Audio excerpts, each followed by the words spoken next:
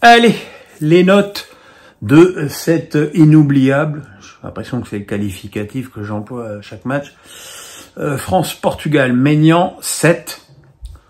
Un super arrêt sur un tir croisé de Bruno Fernandes, un arrêt spectaculaire mais pas très difficile vu que Vitinha lui tire dessus à bout portant, des bonnes sorties au point, voilà, je dirais un match classique de Maignan en équipe de France, c'est-à-dire très bon. Koundé 8, lui c'est la révélation enfin une des révélations défensives de cet Euro. Sur le plan offensif, on peut lui reprocher 2-3 sorties de balles où il a manqué de prise de risque, mais bon, c'est vrai que le match ne s'y prêtait pas beaucoup. En revanche, sur le plan défensif, il a livré un duel assez fantastique à Leao, qui était plutôt très en jambes dans ce match, et il l'a quand même magnifiquement contrôlé. Et puis souvent, il a joué un rôle de troisième défenseur central, et il a été vraiment éblouissant. Upamecano 8, personne n'oubliera ce contre décisif sur la reprise de Leao. Le reste du temps, il a été impérial dans le jeu aérien, très tonique. Il a parfaitement pris Ronaldo quand Ronaldo était dans sa zone. Un grand match. Saliba 8, pareil, impérial de la tête lui aussi. Malheureusement, il a été averti, mais sinon,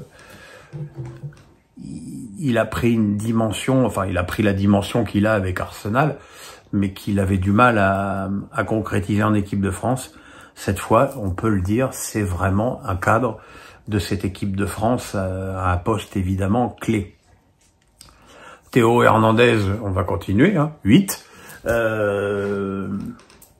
Évidemment, il a moins été offensif que d'habitude, mais c'est normal parce qu'il y avait Cancelo, il y avait Bernardo Silva, puis le jeune Conceição dans sa zone, donc il y avait beaucoup de travail sur le plan défensif.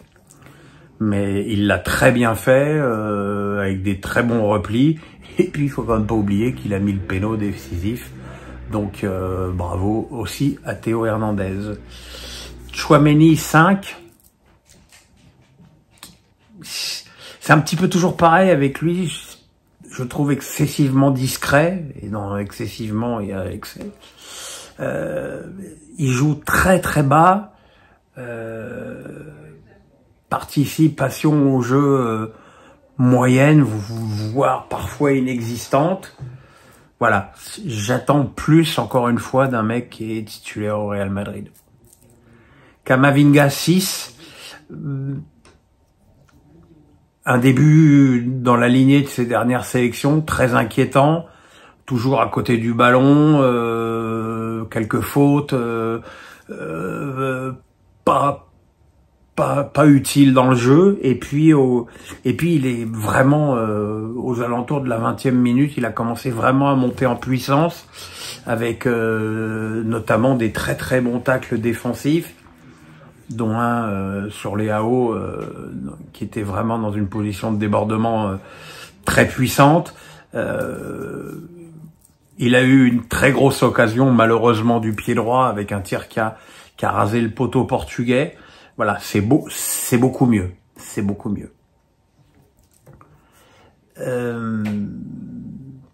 Qu'est-ce que j'ai, machin, Tchouaméni, c'est qui le troisième? J'ai un trou, les gars. Ah, Kanté. Kanté 7. Au niveau de l'activité, du repli défensif, de l'intensité, des contres, des remontées de balles, rien à dire, magnifique.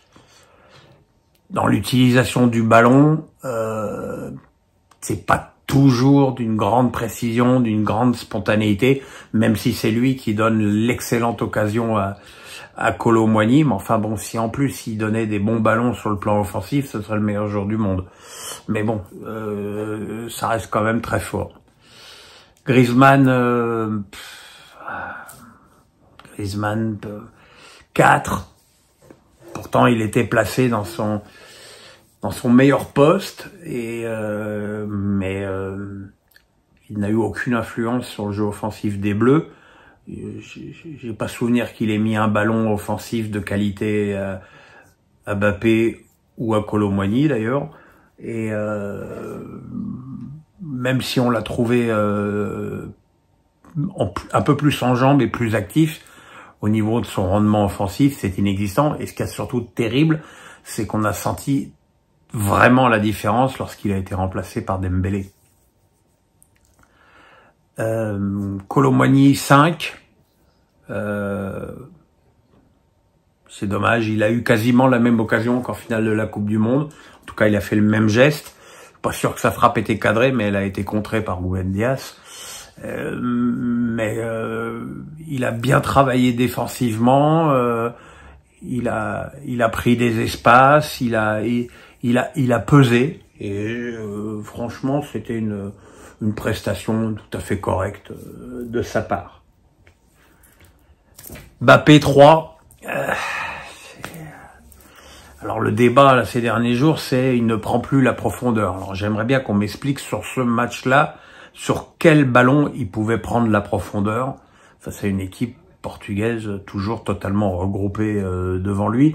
Mais il n'empêche que malgré ça, on attend plus d'un joueur de ce niveau-là. Il est clairement hors du coup sur le plan physique. Et en plus, il a eu ce ballon qui lui est arrivé sur le nez, sur une tête défensive en plus, et qui l'a visiblement handicapé et qui l'a poussé à sortir à la mi-temps de la prolongation. Mais enfin, on est quand même très loin du grand Mbappé. Les remplaçants, Fofana, il a mis son tir au but, c'est déjà pas mal, mais il a eu une influence assez minime sur le jeu, mais c'est vrai qu'il est rentré à une période où les Portugais monopolisaient le ballon. Dembélé, très bonne entrée, lui il a vraiment provoqué, accéléré, dribblé, tiré, enfin il a fait beaucoup de choses et il a laissé en tout cas la meilleure impression depuis le début de son Euro. Thuram, c'est toujours aussi difficile. Hein, j'ai l'impression que le ballon n'est pas son ami. Et puis Barcola, lui aussi, il a mis son péno, qui est déjà formidable pour un attaquant qui a si peu de sélection. Mais voilà, une entrée pas inintéressante pour le jeune Barcola. Voilà, tout de suite l'analyse, le pouce, on s'abonne, à tout de suite.